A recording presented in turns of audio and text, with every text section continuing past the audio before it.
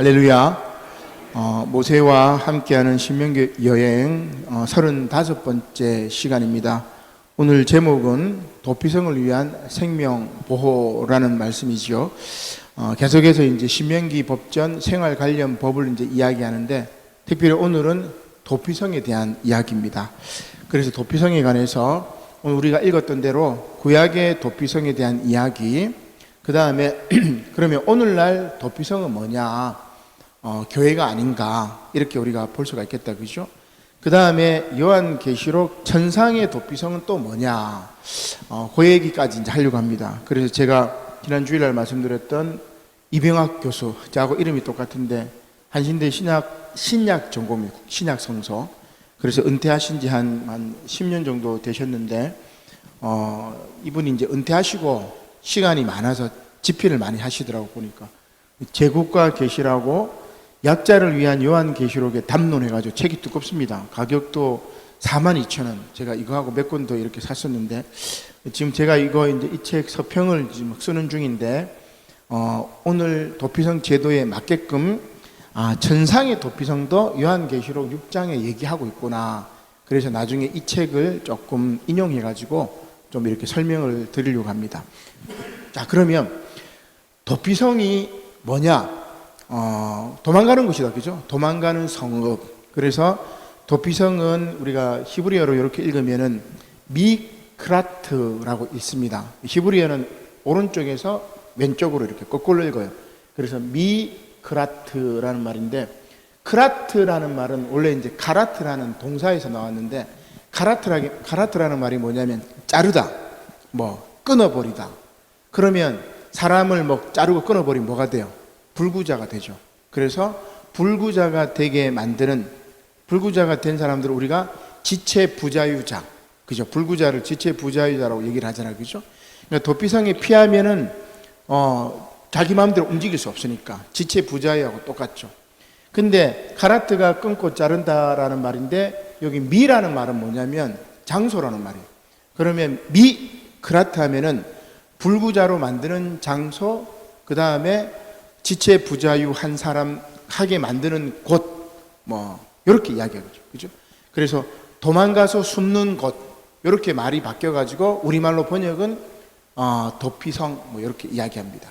자, 일단 뜻은 그렇게 여러분 참조를 하시고, 자, 그러면 구약의 도피성이 2절에 딱 보니까, 오늘 말씀해 보니까 내 하나님 여호와께서 내게 기업으로 주신 땅 가운데서 새 성읍을 너를 위하여 구별하고, 9절에도 보니까 또 너희가 오늘 내가 너희에게 명하는 이 모든 명령을 지켜 행하여 내 하나님 여호와를 사랑하고 항상 그 길로 행할 때에는 이 셋 외에 새 성읍을 더하여, 새 성읍을 하고 그 다음에 새 성읍을 더하여 합이 몇 개입니까?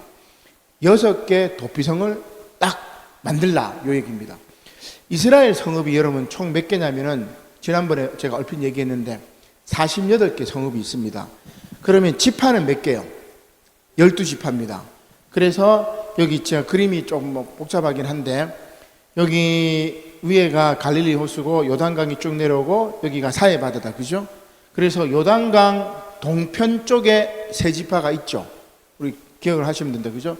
제일 위쪽에 므낫세 지파, 그 다음에 갓 지파, 밑에 루벤 지파.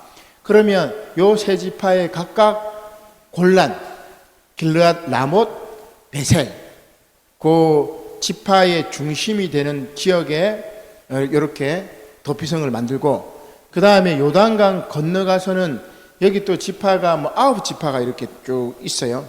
10지파겠네. 므낫세 반 지파가 또 있으니까.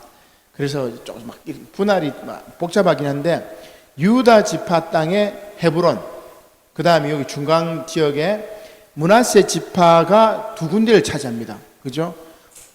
요단강 동편에도 므낫세 지파 반 2분의 1 지파가 있고, 건너가서 또 므낫세 지파가 있어요. 그래서 므낫세 지파가 땅이 좀 넓죠. 므낫세 지파의 땅인 세겜, 그 다음에 저 위쪽에는 여러 지파들이 쪼개져 있는데, 납달리 지파의 게데스. 그래서 이름은 크게 중요하지 않아요. 그냥 여기 각각 어떻게 보면 모든 곳에서 이곳으로 갈 수 있는 길들이 성읍에 중심지에 도피성을 이렇게 만들어 놓았다. 그래서 48성읍 가운데 6성읍에 도피성을 이렇게 만들어서 부지중 살인했던 사람이 가서 도피할 수 있는 곳을 이렇게 만듭니다. 근데 이제 우리 교재에 이렇게 보면은 도피성 가는 길이 도로가 얼마나 넓으냐면은 14m 도로 폭이. 그리고 가는 길에 이쪽으로 가면은 도피성입니다 해가지고 편말 같은 거, 요런 방향 표시를 하는 돌멩이 이런 것들을 세워놨어요. 도로도 14m가 되고 이쪽으로 가면은 도피성이라고 표시해놓은 방향 표시도 있고, 그러면 누구든지 부지중에 살인했을 때 도피성으로 찾아갈 수 있도록 만들어 놓은 겁니다. 이게 도피성이죠, 어떻게 보면. 자, 그래서 도피성으로 이제 가는데 보니까 제가 14m 대로 이렇게 다 적어놨다, 그죠? 그러면 이 도피성에 갈 수 있는 사람들이 누구냐면은 4절과 6절에 나옵니다. 자, 살인자가 그리로 도피하여 살만한 경우는 이러하니. 자, 사람을 죽인 살인자가 도피성으로 도망가는데 어떤 사람은 살 수 있느냐? 살인을 하면 여러분 자기도 죽임을 당합니다. 그죠? 구약은 이는 이로 눈은 눈으로, 살인을 하면 살인으로 다 그렇게 되기 때문에 살인자가 그리로 도피하여 살만한 경우는 어떠하냐? 자, 부지 중에 그 이웃을 죽인 일. 이제 그 예를 들죠. 사람이 그 이웃과 함께 벌목하러 산에 들어가서 도끼질 하다가 도끼질이 손에서 미끄러져가지고 도끼가 날아가서 저 사람을 죽였어. 죽이려고 한 게 아닌데, 그죠? 실수로 이제 죽인 거지. 그죠? 그걸 이제 부지 중에 살인사건이 일어났는데, 그러면 이 사람은 어떻게 해야 돼요? 피해 보복자. 자, 그래서 6절에 보면은 피를 보복하는 자의 마음이 복수심에 불타서 살인자를 짓도는데, 자, 우리 아버지가 나무하러 산에 갔는데 이웃집 아저씨가 도끼로 죽였어. 그러면 어떻게 해야 돼요? 반드시 그 이웃집 아저씨를 자식이든 이웃이든 친척이든지 피해 보복을 해야 됩니다. 이게 그 당시 구약 시대의 부족들의 어떤 습관이. 만약에 그렇게 복수를 안 하면 지금 우리가 또 당한다. 그죠? 그래서 악착같이 복수하는 피해 복수심에 불타서 살인하는 피해 보복자들. 그죠? 피해 보복하는 자의 복수가 반드시 있었어요. 자, 그러면 또 이 사람이 또 죽이면 이 자녀는 또 어떻게 해야 돼요? 여기 죽이고. 그러다가 온 천지에 사람들 다 죽여버리겠죠. 그죠? 다 뭐 연결이 되니까. 자, 그래서 부지 중에 살인한 사람들이 도피성에 가게 되면은 어떻게 하느냐? 그 사람을 보호해 줍니다. 이게 도피성 제도. 자, 그다음 그러면 부지 중에 살인한 사람 말고 의도적으로 살인한 사람이 있어요. 내가 저놈 죽여야 되겠다. 그러니까 의도적으로 살인한 사람도 도피성으로 가면 살 수 있을까? 그렇지 않습니다. 자, 11절 말씀 같이 한번 읽어볼까요? 시작. 그러나 만일 어떤 사람이 그의 이웃을 미워하여 엎드려 그를 기다리다가 일어나 상처를 입게 하고 죽게 하고 이 한 성읍으로 도피하면, 자, 저 사람을 내가 미워해가지고 엎드려 있다가 숨어 있다가, 그죠? 그 사람이 딱 지나가면은 뭐 도끼든 뭐든 돌멩이든 탁 때려가지고 상처를 입혀가지고 죽였습니다. 살인을 했죠. 그리고 이제 살겠다고 도피성으로 도망가. 그러면 이 사람이 부지 중에 살인한 건지 알고 살인한 건지를 누가 판단해요? 누가 판단하겠습니까? 여기 나와있던 12절. 그 본 성읍, 도피성에 있는 성읍 장로들이 사람을 보내어 그를 거기서 잡아다가 어떻게 해요? 보복자의 손에 넘겨가지고 죽여버립니다. 그래서 도피성에 모든 살인자가 다 도망가서 이렇게 사는 것이 아니고 의도적으로 살인 의도를 가지고 있었던 이들은 바로 죽이게 할 것이다. 뭐 이런 이제 이야기를 할 수가 있습니다. 자, 그래서 이 도피성 제도에 대한 것들을 쭉 우리가 살펴봤는데, 그러면 오늘날 도피성은 뭐냐? 구약에 이 도피성이 있으면 오늘날 신약 시대에 오늘 우리 시대의 도피성은 뭐냐? 그런 질문을 해야 되겠다, 그죠? 그래서 우리 그 신명기 교재에 보면은 이렇게 써놨습니다. 제가 그 구절을 읽으면서 굉장히 이제 감동을 했었는데, 우리 또 뭐라고 되어 있냐면, 상처 입은 사람들의 이야기를 들어주는 곳, 억울한 이들의 누명을 벗겨주는 곳, 오갈 데 없는 이들의 친구가 되는 곳, 바깥 한 대로 쫓겨난 이들이 이들의 손을 잡아주는 것, 이것이 오늘날 도피성이 돼야 되고, 오늘날 교회가 바로 이런 도피성의 역할을 해야 된다. 이런 취지로 이제 우리 교재에는 그렇게 나와 있습니다. 그래서 오늘날 도피성은 바로 그런 정말 고통받는 사람들, 상처 입은 사람들, 억울한 사람들, 그죠? 오갈 데 없는 사람들, 쫓겨난 사람들, 그들이 와서 피할 수 있는 곳, 그것이 도피성이라고 이야기를 할 수가 있겠죠. 자, 그 다음 제가 이제 세 번째, 천상의 도피성, 하늘의 도피성 이렇게 이야기했는데, 자, 그러면 이 천상의 도피성은 우리 성경 한번 찾아보죠. 요한계시록 6장 9절의 말씀입니다.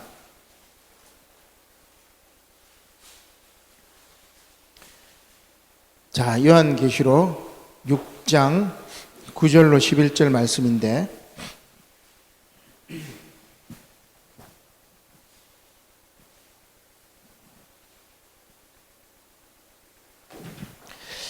자, 요한계시록 이제 쭉 보면은 6장은 여러분들이 뭔 이야기냐면, 요한계시록 6장은 일곱 봉인에 대한 이야기입니다. 그래서 일곱 봉인, 일곱 나팔, 일곱 대접 재앙이 나오잖아, 그죠? 그래서 일곱 봉인을 딱 푼 다음에 이제 대재앙이 시작이 되는데, 그 중에 오늘 본문 말씀은 6장 9절로 11절은 다섯 번째 봉인 환상에 대한 이야기입니다. 자, 그래서 우리 이병학 교수님이 요 일곱 봉인을 너무 잘 설명했어요. 그래서 저도 이제 이거 깜짝 놀랐는데, 첫 번째 봉인은 뭐냐? 바로 로마 제국의 군사적인 침략. 그래서 말이 나옵니다. 그죠? 6장 1절에 보면은 어린 양이 일곱 인 중에 하나를 떼시는데, 일곱 봉인이다. 그죠? 그 하나를 떼는데 네 생물 중에 하나가 우레소리 같이 말하되, 야, 흰 말이 있는데 그 말 탄자고 활을 가졌고 면류관을 받고 나아가서 이기고 또 이기려고 하더라. 전쟁입니다. 그죠? 그래서 말은 전쟁을 상징하죠. 로마 제국이 식민지를 개척하는 그 전쟁을 상징하는 것이고, 군사적인 침략이라고 이야기할 수 있습니다. 두 번째 봉인이 3절에 나오는데, 또 붉은 말이 쫙 나와요. 붉은 말, 이것은 이병학 교수 이야기는 이제 정치적인 단합이라고 해요. 정치적인 억압. 로마 제국이 식민지를 정치적으로 억압하는 거고, 그 다음 세 번째 봉인이 6장 5절에서 이제 나오는데, 6장 5절에 보니까 셋째 봉인을 뗄 때 셋째 생물이 쭉 말하되 검은 말이 딱 나옵니다. 이거는 뭐냐면은 경제적인 착취, 이렇게 조금 자세한 설명이 있는데, 제가 그거는 여러분 생략하도록 하고, 그 다음 넷째 봉인이 6장 7절부터 이렇게 나옵니다. 넷째 인을 뗄 때 넷째 생물의 음성을 들으니 하면서 청황색 말이 나와요. 이 청황색 말은 뭐냐면은 바로 사회적 배제라고 이야기합니다. 그러니까 말들의 색깔, 요 말들이 의미하는 게 각각 뭐냐? 정치적 억압, 경제적 억압, 그 다음에 군사적 억압, 그 다음에 사회적인 배제. 이렇게 여러 가지 억압과 배제로 짓눌린 사람들, 상처 입은 사람들, 억울한 이들, 오갈 데 없는 이들, 한 대로 쫓겨난 이들, 그들에게 요한이 희망의 메시지, 저 로마 제국은 반드시 무너질 거야. 저 정치적인 억압, 경제적인 억압, 그 다음에 뭡니까? 착취하는 저 로마 제국은 반드시 무너질 거니까, 새하늘 새 땅이 올 거니까 여러분 좌절하지 말고 실망하지 말고 포기하지 말고 믿음을 지키세요. 소아시아의 7교회 이제 그렇게 얘기하는 겁니다.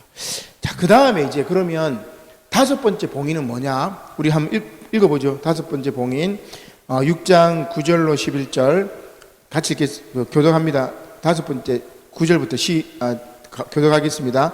다섯째 인을 떼실 때에 내가 보니 하나님의 말씀과 그들이 가진 증거로 말미암아 죽임을 당한 영혼들이 제단 아래에 있어.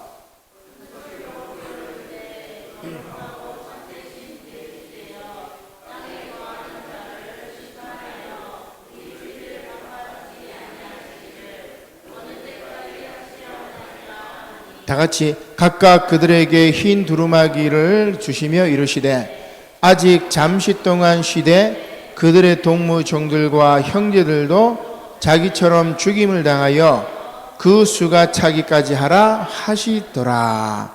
자, 그래서 다섯 번째 봉인을 뭐라고 이야기하냐면 학살당한 자들의 절규라고 이야기를 합니다. 하늘에 다시 살아있는 죽은 자들, 이렇게 설명을 해요. 땅에서 학살된 사람들이 하늘에 다시 살아있는 것을 요한이 목격을 하고, 그래서 죽임당한 영혼들, 그 죽임당원들의 영혼들의 숫자가 차기까지 지금 기다리는 겁니다. 그 다음에 이제 중요한 이야기를 쭉 이야기하는데, 그렇게 학살당한 이들을 뭐라고 이제 얘기하냐면, 우리는 그렇구나, 죽임당한 영혼이구나, 예수 믿다가 죽임당한 영혼이구나, 피상적으로 생각하는데, 이방학 교수 책에 뭐라고 되어 있냐면, 제가 이거를 제가 읽으려고 책을 가져온 겁니다. 천상의 제단 아래 살아있는 죽은 자들의 절규는 죽었으나 살아있는 자들, 살았으나 죽은 자들, 그죠? 이들은 살해당한 이스라엘 예언자들의 절규이며 아우슈비츠 강제 수용소에서 희생된 유대인들의 절규이며 아시아, 아프리카, 라틴 아메리카를 식민지하였던 제국주의자들과 그들의 협력자들인 독재자들에 의해서 학살당한 수많은 희생자들의 절규이며 20세기에 발생한 많은 전쟁들과 여러 정부들이 자국민들에게 자행한 국가폭력에 의해서 살육된 2억 명을 훨씬 초과하는 남녀 희생자들의 절규이며 2억 명이 희생됐어요. 전쟁으로만.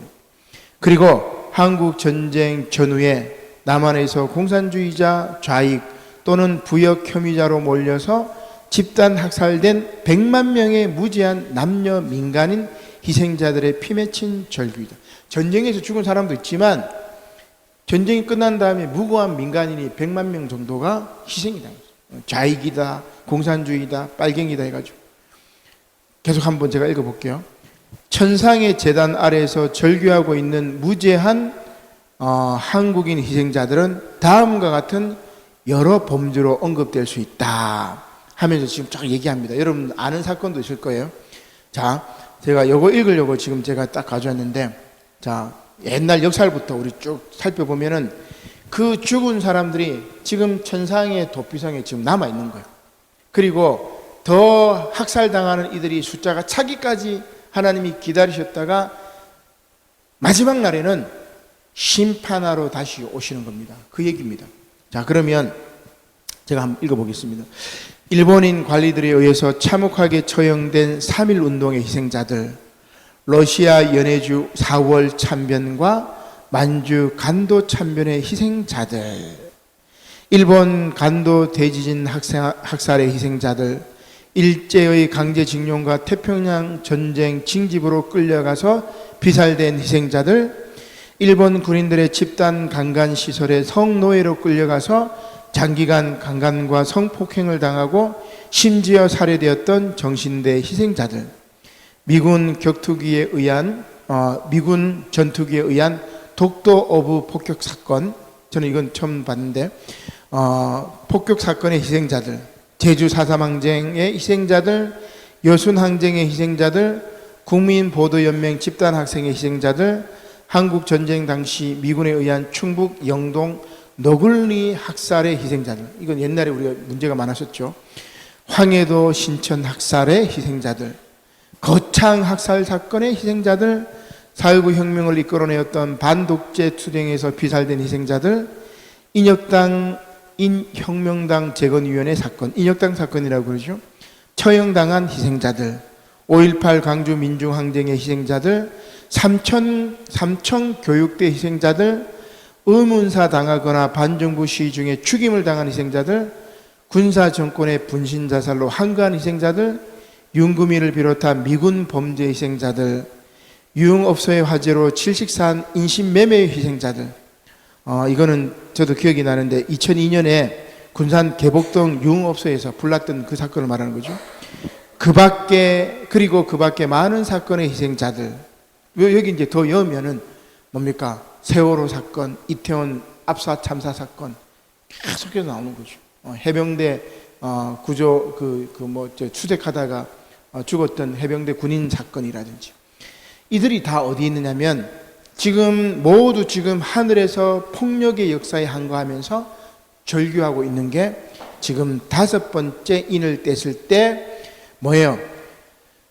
죽임을 당한 영혼들이 제단 아래에서 막 큰 소리로 막 불러서 심판하시는 분이여 대주제여 땅에 거하는 자들을 심판하여 우리 피를 갚아주지 아니하시기를 어느 때까지 하시나이까. 그러니까 울부짖는단 말입니다. 하늘 보좌에서 심판주에게 하나님에게 지금 언제까지 이 심판을 내버려 두고 유야하십니까? 그래서 말하는 거죠.